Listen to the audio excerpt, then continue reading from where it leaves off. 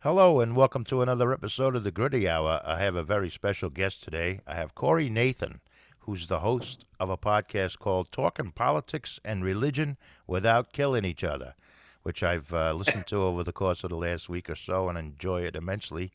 And there'll be a link to it just below this podcast, whether you're on YouTube or wherever you listen to our podcast. In the show notes, there'll be a link to his podcast. So welcome to the Gritty Hour, Corey. It's great to have you. Thanks, Tom. Yeah. Yeah, I'm really appreciative that you'd have me on.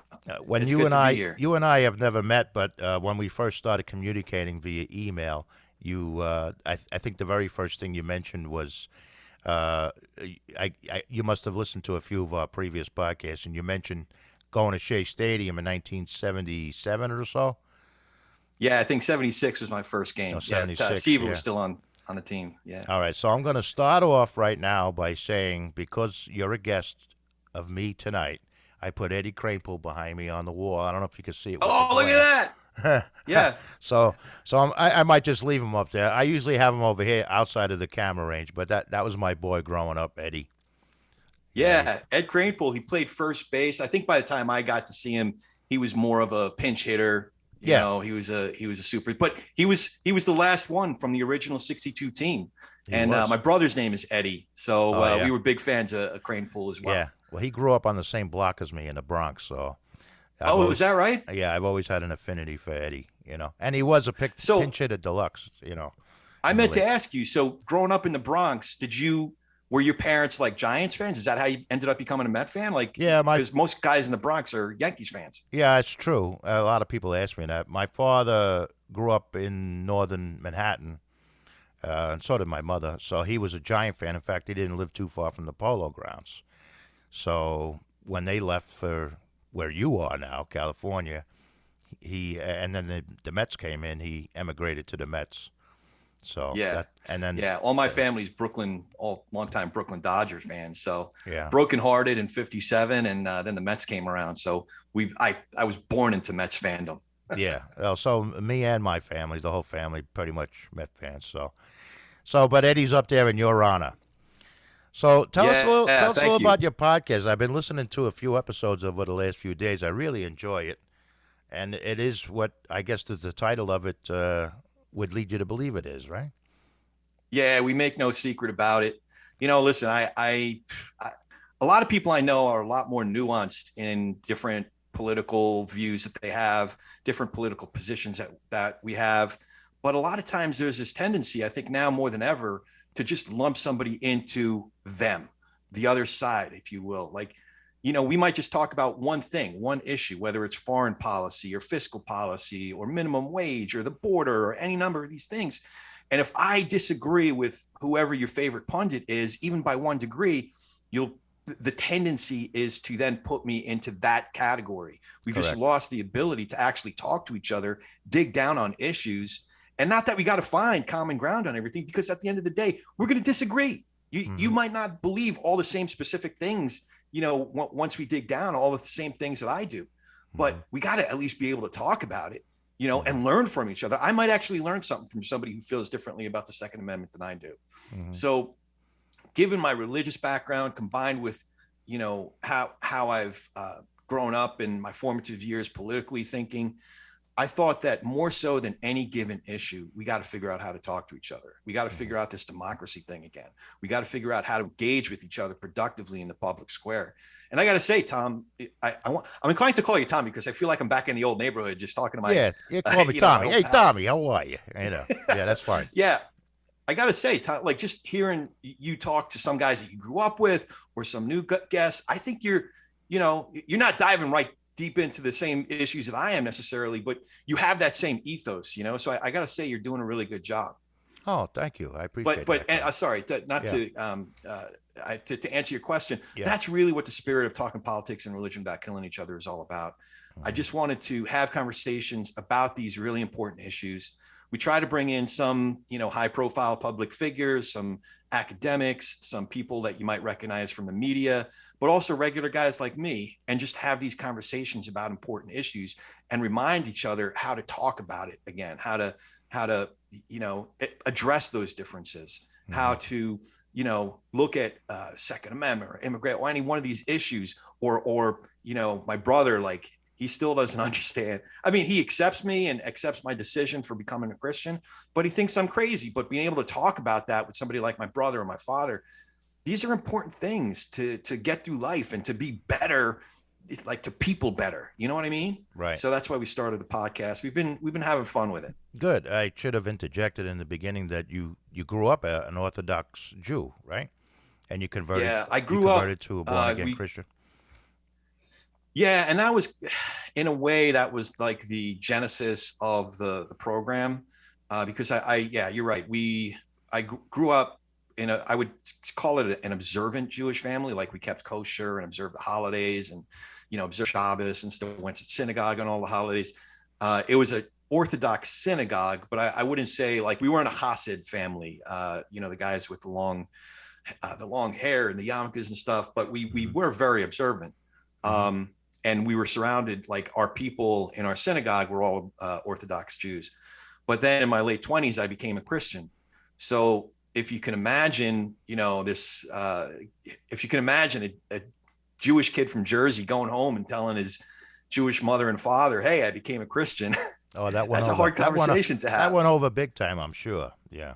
Oh yeah, they were like, "Hey, that's great. Yeah, what Yeah. So how'd the Mets do?" No, it was pretty fraught. It was yeah, it was a hard few years, because I mean, my mom's reaction was more like you'd expect. If they made an episode of Everybody Loves Raymond and the mother in that show had a response to something like that, that's how my mother responded. Like, "I don't understand. You're walking with Jesus?"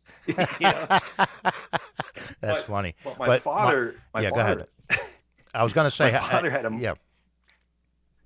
Go ahead. my dad had a much more he responded in a very clinical, analytical way at first, but about a month later, he sent me this 10-page single-spaced letter, literally, without, I'm not exaggerating, outlining all the reasons why I can't become a Christian. And he approached it like paragraph by paragraph. It was like, the emotional reasons, the filial obligation reasons, the philosophical, theological, political reasons. He attacked it from every angle. And that served as the beginning. I started responding to him, paragraph by paragraph, and even sentence by sentence. And we had this email exchange that went on for a good 3.5 years. So in a way, that was like the first talk of politics and religion without killing each other conversation. It was in 2000, 2001, and onward from there. Obviously we didn't start the program until late 2020, but it was those types of conversations. And then the politics, I was talking about, one of the things that my mother said is, I just didn't think I'd have a son who was a born again Republican. She immediately just assumed I was a Christian, I was a Republican. And that was, to her, maybe it was a bigger objection. But when I got to church, when I started going to church, I realized, wow, a lot of people I'm going to church with believe the gospel of the Republican Party or conservative or Fox News, like the Fox News gospel, much more so than this book that I'm reading, this Bible, the scripture, So I had to have a lot of uncomfortable conversations. Like, "Hey guys, are you reading the same thing I'm reading?" Because, like, I know what, whoever it might've been, their favorite pundit on the radio or TV said, but it doesn't line up with what we're studying here, So those two things, the religion and the politics, I found myself in two very different worlds, often having to have these difficult conversations. But there's a few things that kept me in the game. One is learning how to emphasize the relational over the transactional. Like, keeping the relationship and keeping the conversation going was more important than any imagined idea that I was winning a point, and I had to resist that urge. But the other thing, and I think this is something that I've heard you talk about too, is like, don't we have shared common values? Like, isn't truth important?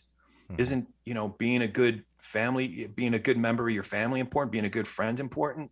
Like, basic common values. Like, so keeping those things that whether it's within my Christian circles or just in general with my friends that I grew up with, we can still agree that, not stealing is important. We can still agree that, I don't know, I'm going to get controversial right off the bat, but not storming the Capitol and taking a dump in the rotunda is not a good thing. Like, so stuff like that, that's kept me kind of I think on track, if you will. I think that last thing you mentioned, no matter where you are on the political spectrum, that's got to be abhorrent to you as an American.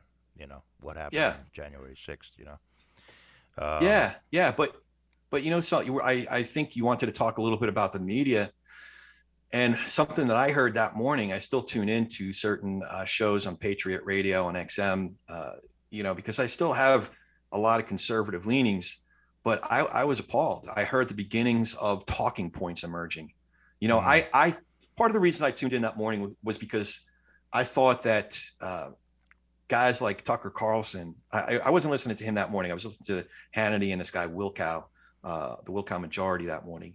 But I thought guys like Tucker Carlson would get back to his philosophical moorings that made him so profound in his thinking, that influenced really great other great thinkers in the conservative movement. Going back to the mid and late 90s. I thought that we'd see that the fever would break somehow and we'd see that. But that's not what we saw. We saw that very day, like literally, it was still morning here when I tuned in.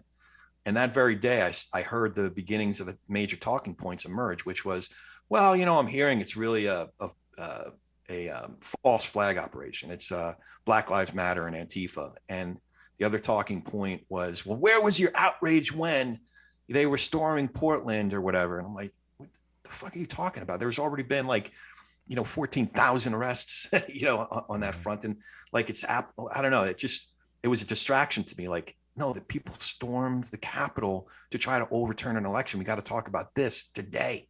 And then the worst one that I heard that day was, well, what did you expect would happen? And to me, that was the worst, because it's what I've had the unfortunate situation of having to intervene with an abusive husband, a violently abusive husband. Those are the exact words that came out of his mouth when he went into a fit of rage. What did you expect would happen? This is what happens, as if it was his wife's fault, or not just wives, but I'm sure, I don't know if you've ever been in violent situations like that, but somebody who's in a fit of rage, that's what flies out of their pie hole. Right. So I wasn't having it, and again, it doesn't matter which side of the political spectrum you're on, like storming the Capitol, beating police, trying to stab police with flagpoles. Like, there's no room for that. And as a Christian, seeing guys in the chambers, invoking the name of Jesus, invoking the name of God. No, get that name out of your mouth. Get that, I just remember what Will Smith said. Will Smith, yeah. Get my wife's. Get my God's name out your mouth. Out your mouth. But it's funny. It seems to me, over the course of the last 4 or 5 years, maybe, Hillary Clinton was a very polarizing candidate. Donald Trump obviously was a polarizing candidate and president. And then we had the George Floyd thing. We had COVID. It was sort of a perfect storm to have everyone's, whatever the opposite of your better angels are, come to the surface. And that seems like what we're living in right now. As you said, I think you make, yeah, I think you make a really good point. You mentioned Hillary Clinton. I think one of the worst things that she said on the campaign, well, what is that term? Basket of or bucket of deplorables or something like that? Basket of deplorables. She's playing into exactly how a lot of us are feeling. Like, those of us who, one of the I'm a serial entrepreneur. So I invested in a number of years ago. We thought we were, we thought we were going under. So I started a window cleaning company.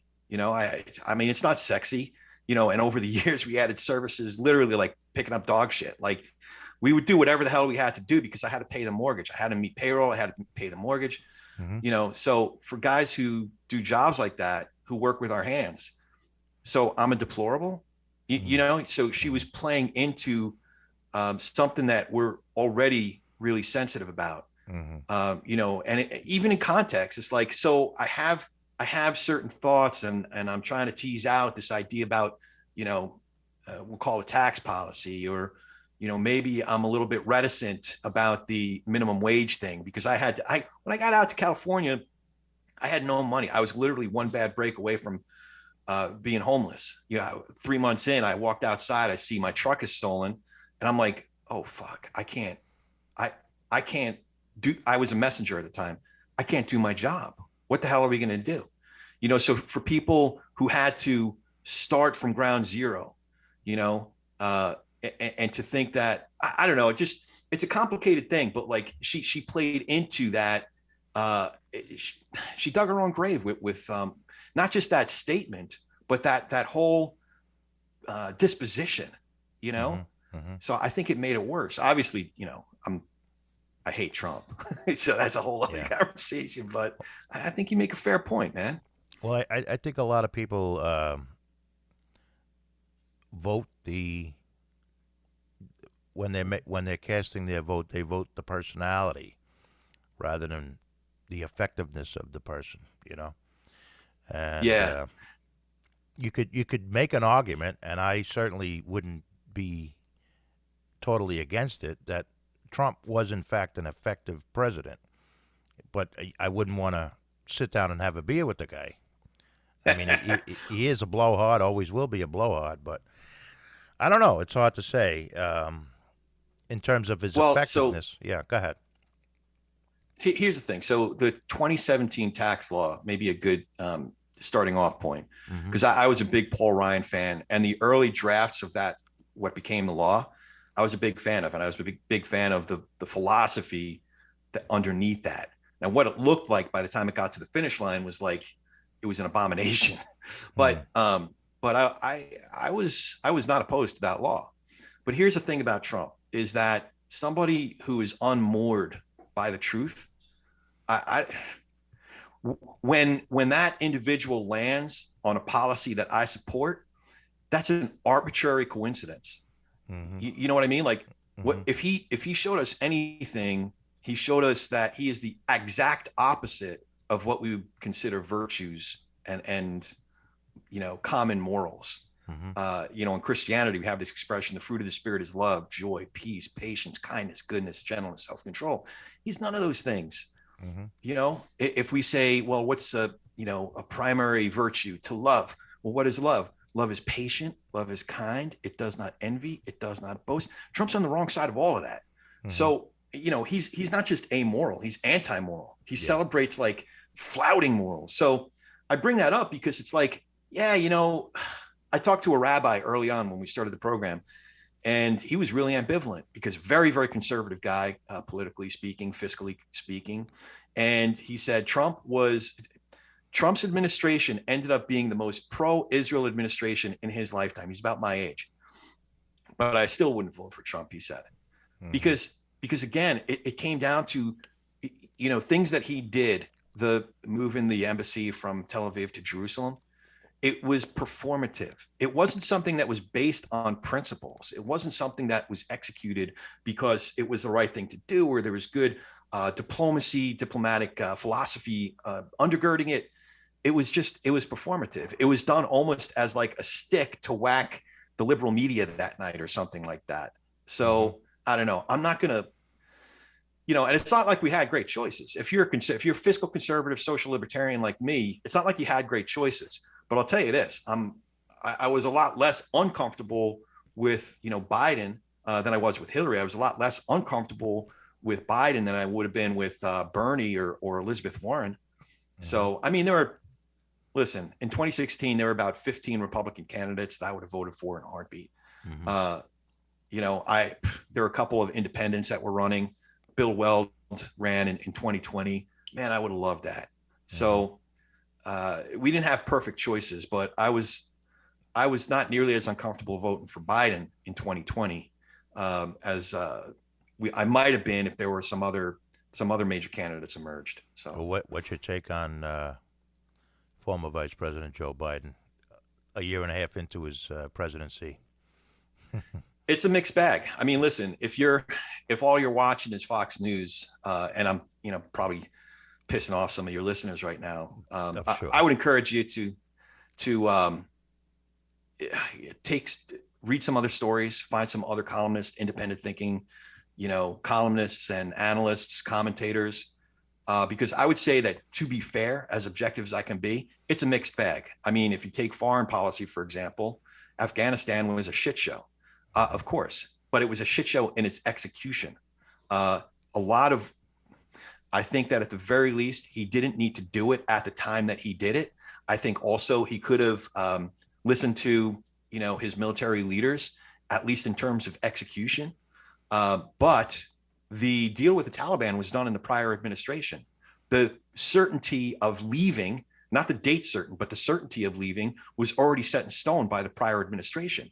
Hmm. And by the way, 5 years ago, we all if you said, hey, we got to be out of Afghanistan no later than 2020 or whatever, 2021, everybody said, yeah, of course we got to be out of Afghanistan. So we are out of Afghanistan, but he doesn't get high grades just for getting us out of Afghanistan.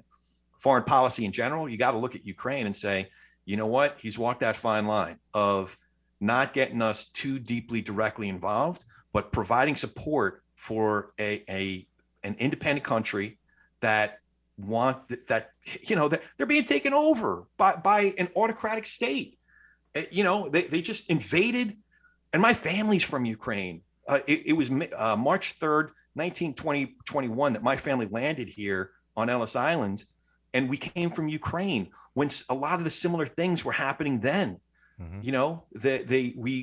We were there prosperous for at least 150 years. It was Cherny Ostrov where my family came from, the Krivols and the Blicks. And it's eerie how it's not exactly the same thing, but a lot of the same things were happening there. But to your point about Biden, like foreign policy wise, anybody who's saying, oh, he's failed, miserable, look how terrible it is. No, you know what? I think he's doing a good job when it comes to Ukraine. And beyond Ukraine, what he's done is he's also restored partnerships with really important allies that Trump just absolutely he shit on him. Hmm. He another 4 years of Trump, we wouldn't have allies. Yeah. So that really concerns me about that prospect, and I'm encouraged to see his Biden's ability to do diplomacy properly and to re-strengthen, restore those allies.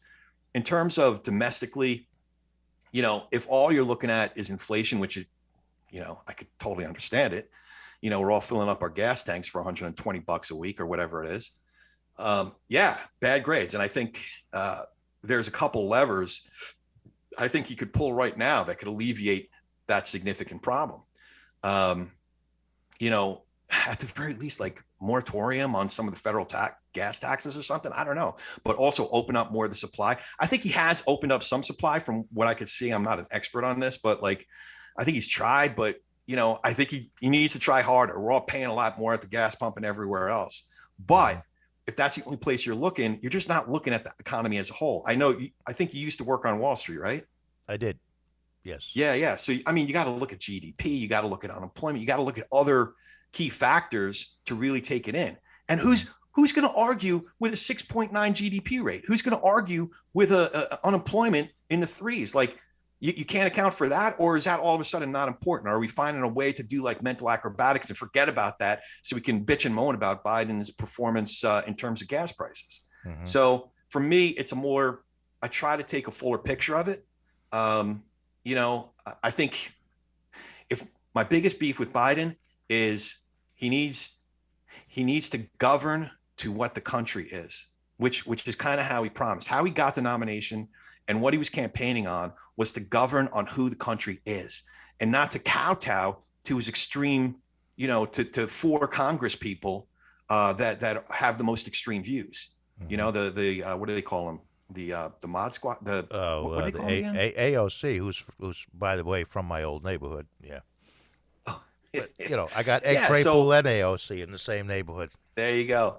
But I anyway, mean, I'll preclude what I'm about to sorry. say with I don't watch Fox News. I don't watch NBC, MSNBC. I don't watch any. I think they're all a bunch of bullshit. I don't watch Fox, MSNBC, CNN. Forget about it.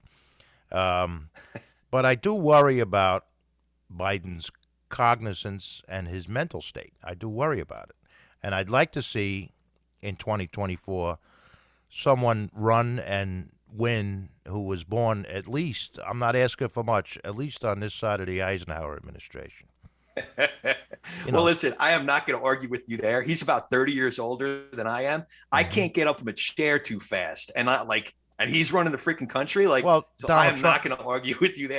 Donald Trump is no. I mean, Donald Trump. It can't be more than 5 years younger than him. They're roughly No, the same age.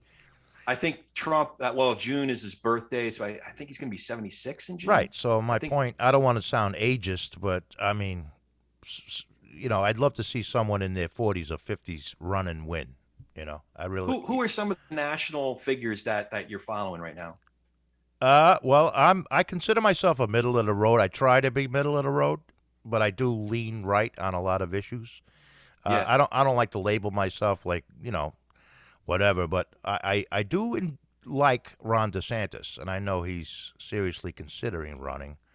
I know that'll Yeah. piss off some of my audience too, but uh, Well, here's the thing: DeSantis is not a conservative. In fact, he's an anti-free capitalist, free market capitalist. hmm, Some of the most noble things he's done.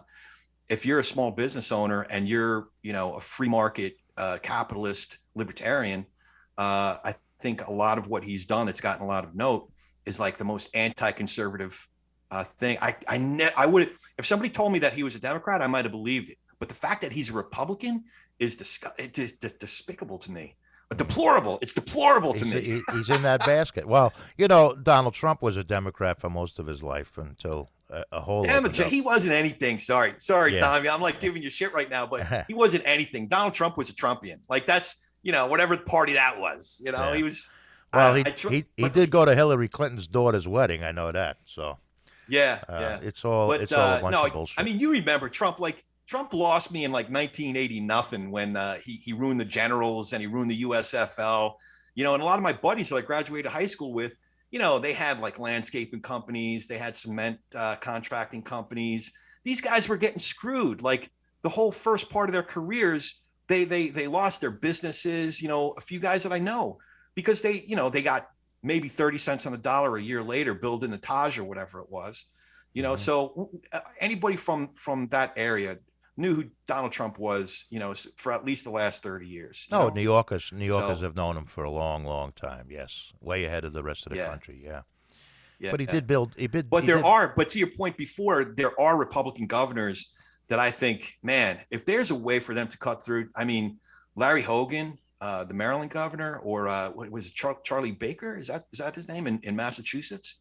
I hmm mean, guys who are conservatives, fiscal conservative, they champion small business, but can thrive in a primarily left leaning state. Those guys have some merit to me. hmm They stick. It's not like they become a left leaning or anything like that. They're still conservative, principled conservatives in their executive style. That's why guys like that appeal to me. But yeah, I mean, it'd be hard to see how a guy like that can cut through today's GOP. That's the problem. In reality, it's going to be somebody like a DeSantis.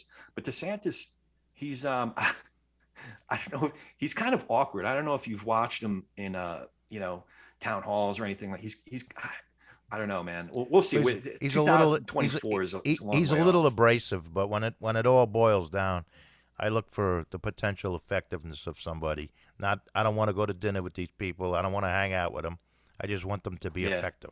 The old saying that I always go back to, no matter who the president is, even our current one, um, if you're on a plane and the president is the pilot, you're going to root for that damn guy to get you on the ground, right?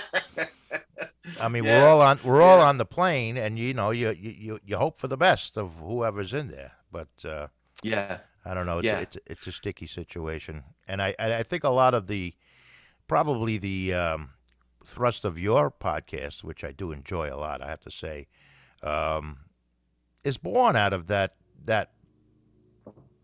confluence of all of these issues that came up within the last 4 or 5 years, predominantly COVID and the social unrest brought on by the George Floyd event. it's just mixing all that in with the everyone has a voice. Everyone who has a computer has a voice. Yeah. Yeah. And but Yeah. It makes me question. I definitely believe in the freedom of speech, but I don't know if I believe in the freedom of everybody having a microphone, yeah, well, yeah, yeah. including me. Yeah, me too. Yeah, me too. It's like, well, who the hell's this guy think he is? That's what I think people are saying about me. Who the hell's this guy think he is? Well, Oh no, I love it, man. It's great. when I started this podcast with my nephew Shawnee boy, who's finishing up. He's a teacher and he's got a lot on his plate right now. Um, is just to find things that are interesting and learn about them. Yeah. It sounds Yeah. overly pure, but it's really the reason we started it. What we called shits and giggles, to learn things, about issues you wouldn't normally be exposed to. So, Yeah. That's been one of the biggest treats in doing the thing, doing TPNR is, everybody, I probably like you, I try to not waste their time. So I really take a lot of time to read their book or books, mhm, read, their columns, do some research, listen to them on other interviews. And by doing that, I've learned so much. I was never exposed to, Edmund Burke prior to interviewing Matt Lewis and Josh Lewis, who mhm, are unrelated, but, there's so many different things like, and then there are people who I never thought I would get my brain around reparations, for example. Talk about something that's like considered pretty far left. But in reading Lisa Sharon Harper's book, Fortune, uh, I, I I get it. I don't necessarily agree with all of it, but mhm, I understand it so much more fully. mhm, She's a historian. So she did the history of race in America, but mhm, she did it in a unique way. So she did the actual history, looked up legislation that was passed and all these different things that mhm, kind of institutionalized, it ingrained racism in a lot of the American culture. But what she also did was she was researching her own family. So she placed her actual ancestors by name at different times in different places and said, this is my great grandmother to the, whatever, seventh generation. And she was I mentioned Maryland. She was in Maryland in the Delaware area. And then the House of Burgesses passed this piece of legislation. And now all of a sudden, my mulatto great great great grandmother was now considered, whatever they called him back then, person of color, mhm, and she was subject to indentured servitude. She was subject to slavery, so she actually plotted that out by actual historical work and by doing the research of her family. So when she got to the end and she talked about reparations, first of all, she didn't approach it in such a way that anybody with lighter colored skin, is responsible and guilty. She approached it in such a way of like, no, this stuff still exists, and here's how it exists, and we need to partner together to repair some of this stuff, and this is how it can be done. So it made a lot more. It's kind of like I don't know if she used this analogy or somebody else, but it was kind of like if a CEO comes into a company that's been dumping toxic waste into the rivers. Um, it's not necessarily the new CEO's fault that they've been dumping toxic waste, but the new CEO has at least got to stop it. And then he's got to help that community clean up the water. mhm, The mhm, toxic waste is still there. So that's mhm, kind of like a lot of us who've inherited this, who live here, who enjoy the benefits of being an American. It's not necessarily all of our fault that there was slavery and there's been historic racism, but I think it's incumbent upon all of us to, and I was persuaded by a lot of Lisa's work, Lisa Sharon Harper's work, that there are ways to more proactively be an ally to folks who are still suffering from some of that. mhm. So I don't know, just a lot of different. I was making a point about like all the different people that have come on. I've learned new things that I don't think I was nearly as informed about as recently as a year ago. So that's been one Right. of the treats about doing TPNR. It really is the best thing about doing a podcast is meeting people such as yourself that you wouldn't normally be exposed to and get their ideas on things. There's a lot of people doing a lot of interesting things out there. Whether it Yeah.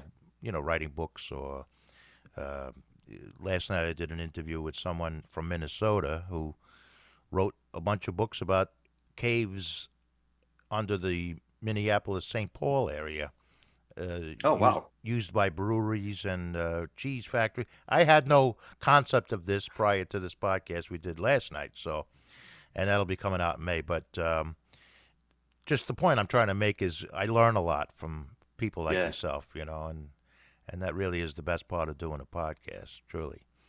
So So if you had a, top five dream guests, have you thought about that? Like if I could get, it's you funny you know, say that because and I don't know why I'm drawing a blank on this guy, but as you were talking about the reparations, I was trying to look at this guy's name. The only name that kept coming in my head was C. Thomas Howell, but it's not. Who am I thinking of? well, it's funny. I live in the same town as C. Thomas Howell, the guy Oh yeah, from The Outsiders. yeah, but that's not the Uh, name. But that's the name that's preventing me from remembering this. Maybe by the end of this podcast, I'll find it. But only Ta-Nehisi because Coates is yeah, only because I just happened to watch yesterday on YouTube um, Vice. I don't know if you know Vice. I think it's a cable Oh, I TV. know who you talk. Wait. Thomas Sowell is who you're thinking Thomas of. Sowell. Yes, thank you so Yeah, much. Thomas Sowell from Stanford. Yeah, yeah, from Now the I won't Hoover. lay in bed till 3 o'clock in the morning now. Thanks to you, I appreciate that.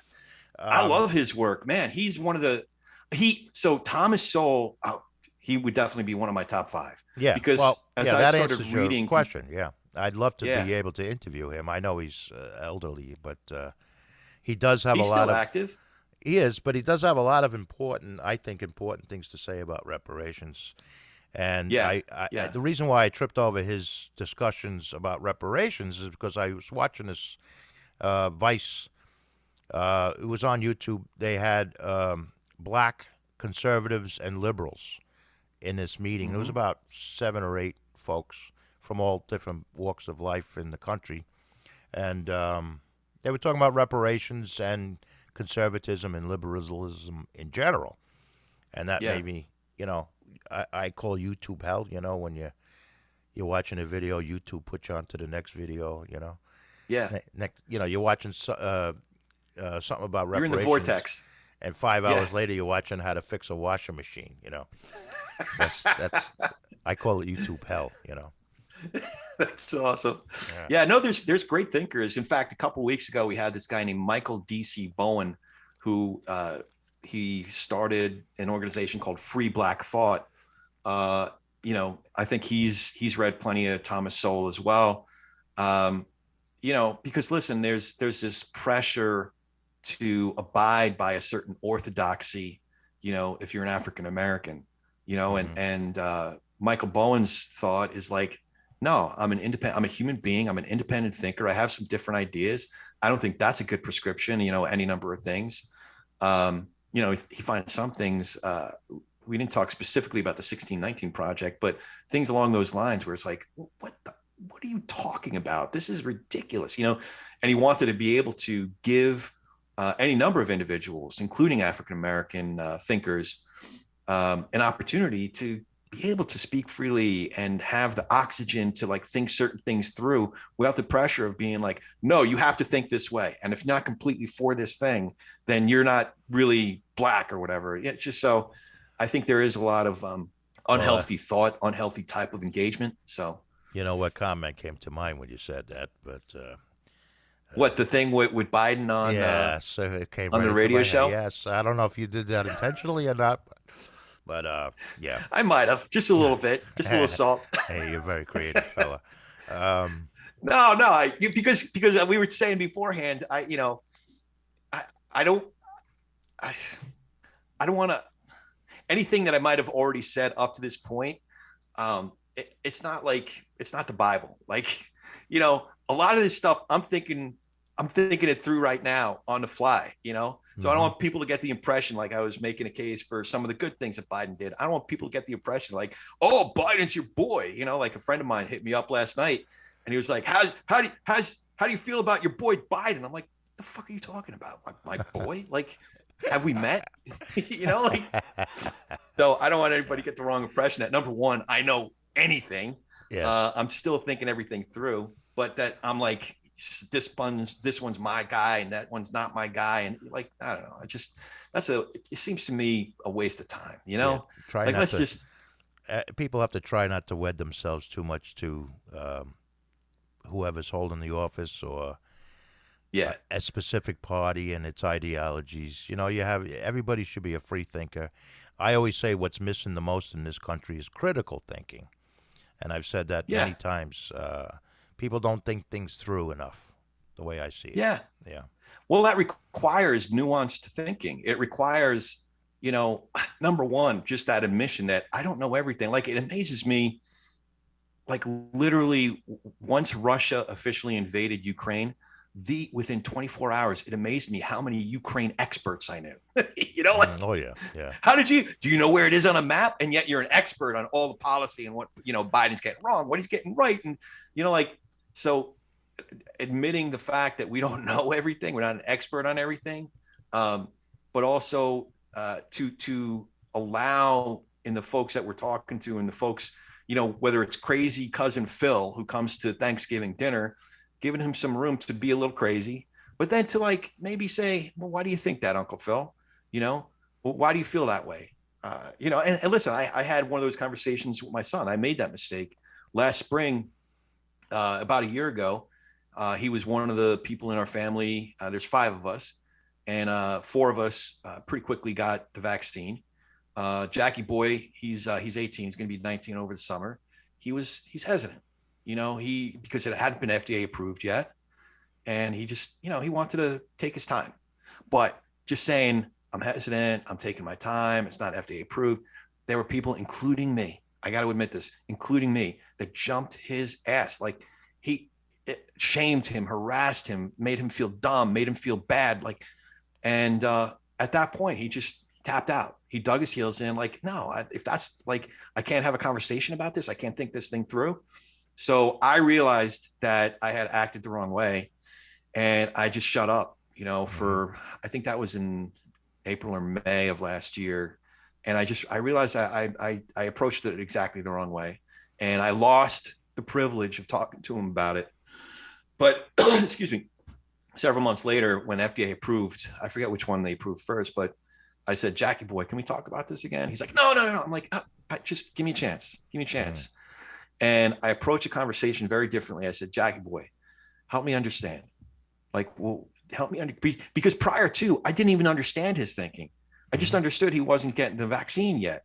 And he said, yeah, so I didn't want to be a science experiment. And I also just wanted the space to make my own decision. But I didn't even have that space before. It was like dogpiling the jackrabbit, like, yeah. So I was like, man, I am so sorry. Like, I'm sorry that I was part of that dog pile. And, I understand it better now. So I don't know. It's like one example too. It's not like I convinced him to get the vaccine. I think I don't know. We haven't talked about it in a while, but he's probably not vaccinated. But so it wasn't even like entering into the conversation to persuade him to agree with me. It was just like, at least I'm in the game, at least I'm in the conversation. At least it didn't cost me my relationship with my son. Right. You know what I mean? Right. So, and I've said it publicly and even on this podcast in the past. You can't blame Fauci. You can't blame Trump. You can't blame Biden. You can't blame the guy in Walmart. You can't blame your next door neighbor for the virus being here. yeah. As far as I know, it's nobody's fault that we had to deal with it and are still dealing with it. So, and when it does go away, and it will, there's still going to be your next door neighbor, and there's still going to be the guy in Walmart. It's going to be your son.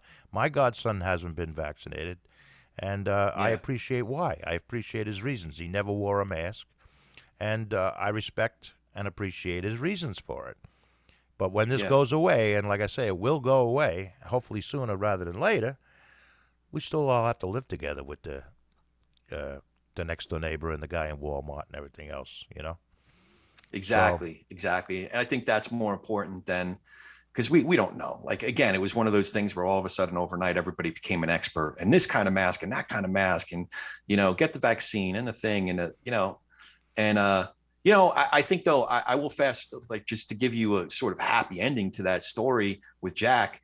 Later on over New Year's, we were going to a thing with my 3 best friends that I grew up with in Jersey, and there was going to be 19 of us there. And Jack was the only one out of the 19 that wasn't vaccinated. But I thought the guys were going to say, well, he can't come. But they did say, well, as long as he's willing to get tested before he comes out. Hmm. And I thought that was a nice compromise. And then Jackie Boy, to his credit, he was willing to get the test, Hmm. so everybody felt a lot more comfortable. We figured, to your point, we figured out a way to be with each other because that was more important than anybody's particular political views or social health views, whatever it was. Figuring out how to be with each other, how to people together Hmm. Hmm. Well, yeah, when it first came onto our shores, there was a hysteria, an understandable hysteria around it. People like Dr. Fauci, but you got to understand the science has changed, has adapted. The more we Yeah, learned about it, and yeah, just people have to keep that in mind. Maybe the mask works, maybe it doesn't work. I own a small business here in New York, and it's a retail business, so I got vaccinated because I'm exposed to several hundred people a week. And uh, I don't wear a mask now in the store, but I did for a long time beyond the mandate of the mask because okay, it made the customer feel comfortable. You know, yeah, yeah, yeah. That makes sense. yeah. So the Hey, I meant to ask you. So, when were you on Wall Street? uh, long time, 28 years, but I left in 2010. Oh man. So wait. So wow. So that was an interesting time period because then you went back to right before what it must have been before what was that, Black Tuesday of 87, October of 87. I was there for that. Yes, yes.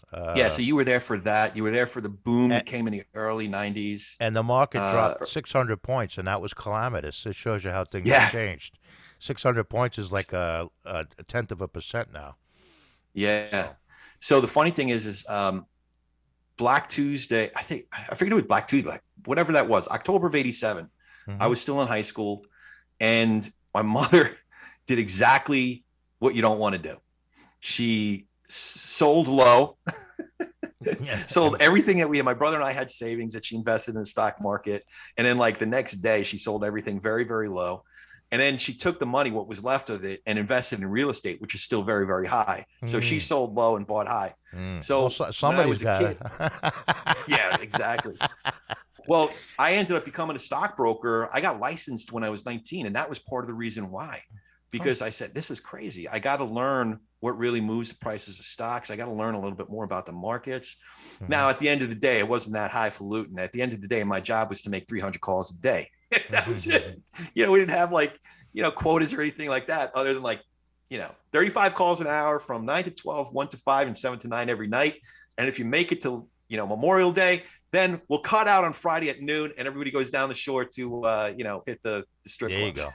So So, I didn't get my stockbroker's license until 1996, but oh, okay, I was on Wall Street for much longer than that. So, okay. but yeah. So it must have been very, very different by the time '96 rolled around, because you weren't doing. You had to actually like go out and develop relationships and build a client base differently than when I was doing it, right? Yeah. Well, the firm I was in, I inherited a lot of clients. Let's put it that way. I was in Okay. I was in like a an old money firm. So, Okay. and All right. the brokers Yeah. were No, old mine too. was mine was Boiler Room USA. That was Hmm. it. Yeah, no, I My grandfather, never had to though, do that. my grandfather was a Met Life rep, so that was part of my inspiration too. He was a Met Oh. Life rep, and he sold insurance in Greenpoint, and I don't know if he was over in Bed-Stuy, but that area, Hmm. and he became, the only, this Jewish guy in that neighborhood. There was a pastor of a big African American church that took him under his wing, and my grandfather ended up selling life insurance policies to all the people at the church. Oh, cool. So yeah, so Yeah. something in my blood. I'm very proud of my grandfather. See, I worked So when I was on Wall Street. I worked in operations, but they enabled me to keep a book, which is kind of rare. So I was able to. that is rare. It is rare to be in operations and still be a stockbroker. So Wow. I didn't have to Do worry you miss about. it at all, I or? didn't have to worry about commissions paying the rent. You know what I mean? Because I got a Yeah, salary that's plus good. commission. So, did you Yeah, work we for a were all broker? commissioned. Did you work for What's that? did you work for a listed broker, or did you just one of those Yeah, yeah. boilerplate places? A Well, boiler it was room sort of places. boilerplate. Yeah. Do you remember Robert Brennan? Do you remember that name? Robert Brennan? I think that was his name. It doesn't ring a So bell. Yeah. Robert Brennan was became infamous in the mid '80s. He was one of the guys that went down with the junk bond scandals. He had First Oh. Jersey Securities. Oh, okay. So after he came out of like white collar jail or whatever, wherever it was, and paid off his fines, he started a company called Hibbard Brown. Mm-hmm. He started another brokerage, and he started an auditing firm, an accounting firm called Mortensen and Associates. And so I was with Hibbard Brown. Now he wasn't on any of the books because he couldn't be, but he was really running both brokerages, the auditing company. So about a year into it, I realized like, oh wow, Mortensen is on every prospectus, every IPO that we're doing. Mm. I started kind of poking around. And I found out that he was so. If you've ever seen a movie Boiler Room, that it was scary how accurate that was. Yeah, What he that's was what. doing Yeah. was he was going into like parking lots, basically having Mortensen write up a prospectus language, but if it was already public, he'd do a secondary offering, inventory all the shares at whatever it was, 20 pink sheet stocks, and then do a secondary offering at $5 a share, whatever the hell he wanted to, because he had the auditing firm to do it for him. Mm-hmm. And, or initial offerings too. He would do very similarly. It was quite and then what would happen was, because us and the other, I forgot the name of the other firm, but the other firm, it would be deal week. So, every month was 2 weeks of prospecting. That was 300 calls a day. Third week of the month, and I've never talked about this on my podcast, but third week of the month was qualifying. So if, I'd average about 10 prospects a day, 100 prospects after 2 weeks. Qualifying week, I'd go through my prospects, narrow it down to about 50 really qualified prospects. And then fourth week was deal week. And of my 50 qualified prospects, I'd sell whatever, I'd sell 10 of them, turn 10 of them into clients. So what the street saw, this is before the level 2 NASDAQ became available to everybody. So all the street saw, I think, was the volume. Mm-hmm. So, we were bringing site-based media, CCFR, whatever it was, we were bringing public. And the street saw the volume, so $5. And within the week, because of the volume, it's 6, 7, 8. And those were all of Brennan shares. That's what he was dumping on the street. So, yeah, it was quite a racket, man. That's interesting. It's amazing. Yeah. It's and that was like during the Michael Milken days, or yeah. It was post Milken. Mm-hmm. Milken was the most prominent junk bond guy, but Brennan was right up there. His deal was definitely in the hundreds of millions, if not the billions. It's funny. But, so in the late 2000s, I still shudder when I think about it. But one of our executing brokers for us on our trading room floor was the Bernie Madoff company, Madoff and Company. Oh man, yeah, it's amazing the ripples that has. Like, our team has been bad for how long? Yeah, I know. Partly because of freaking Bernie Madoff. Because of Madoff, yeah. We can't pay for that free agent because our money isn't worth what we thought it was. Yeah, but exactly. Corey, we ate up a lot of time only because you're a very interesting fellow. But I don't want this to get away without and excuse me for mispronouncing this, but you mentioned, because you're a born again Christian now, but you, as you said before, you did grow up Jewish, and you mentioned it seems like you might have brought some of that with you. Tikkun Olam, am I saying that correct? Tikkun Olam. Tikkun. I knew I wasn't saying it correct, but Tikkun I like it. Olam. I'm going to say Tikkun Olam. Yeah. Well, that's all right. That's the Bronx in me, But explain that. Explain that to me, because that seems to be is it a mantra? It's a principle. It's a hope, and it's basically heal the world. So non-Christian Jews, just like regular Jews, that's part of what we're doing in the world. Why are we here? We're here to, like, look, Genesis 1 and 2 happened. If you believe in the Bible, sin entered the world, and the rest of the story is how God is redeeming His creation. Whether you're Jewish, Christian, or whatever, even Muslims believe in some version in a version of that. Mm-hmm. So as Jews, part of your job and part of why you do what's called mitzvot, like good deeds or follow the laws in the Torah, is because you're participating in healing God's creation. You're participating in healing the world. And even if you're not religious, even if you don't buy into all that stuff, I think a lot of us can agree that, like, there's problems in the world. There's problems, and we need to And I think if we can assess what those problems are, and sometimes just in very, very subtle ways, like the way that I talk to my wife, the way I talk to my kids, is participating in Tikkun Olam. Or if I'm talking to them in abusive, harsh ways, I'm creating stress in their life. They're going to take that stress outside of the house. They're going to do less good at their job. They're going to treat somebody else to say, you pass that stress forward or whatever. So even the little things that we do, I think can be part of healing the world. Sometimes it's a bigger gesture. Sometimes, you're going to another country to feed the hungry. But sometimes it's just something as simple as what you were saying before, talking to my neighbor in a friendly way, whether he's watching the same news programs I am or not, whether he's going to the same church I am or not. I think there are ways that we can do it, that we can restore it. And I mean, one of the reasons I started doing this thing more formally is because my niece, she was younger at the time, obviously, but she's in high school now. But she said that expression, "Be the change that you want to see in the world." Mm-hmm. So I thought, man, there's a lot of people I really vehemently disagree with, but if I can bring a couple of them on and have a productive conversation with them, that's a little bit of Tikkun Olam. That's a little bit of healing the world. Because at the end of the day, they might be, well, I don't think I could really be friends with a Yankee fan, but no, just kidding. I mean, they might root for another team.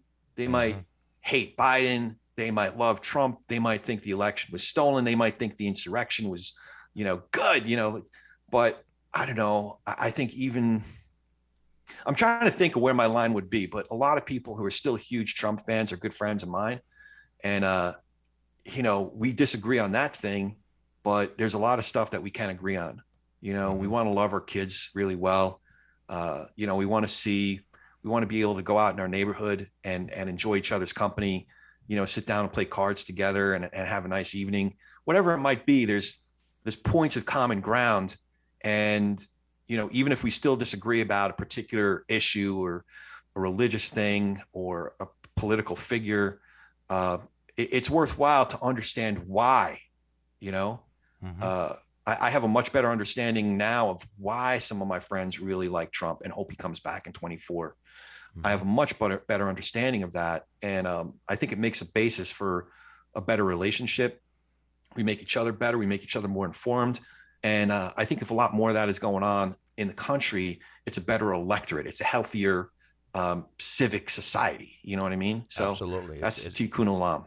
I see. And that's a great way to wrap this up. It's a hopeful way to wrap this up, and I appreciate that. I always You say bet. you got to question. You always got to question what you believe in, because sometimes it might take you to a new place, or it might reaffirm what you do believe in. So Yeah. always Yeah. question what you believe. So Corey, that was a great hour and change. I appreciate that so much. I appreciate you coming on. And again, Corey Nathan is the host of Talking Politics and Religion Without Killing Each Other, which I think his visit on our podcast tonight exemplified that. So again, let's go Mets, Corey. You never Let's know. go Mets. Yeah, off to a good start. We'll see what happens.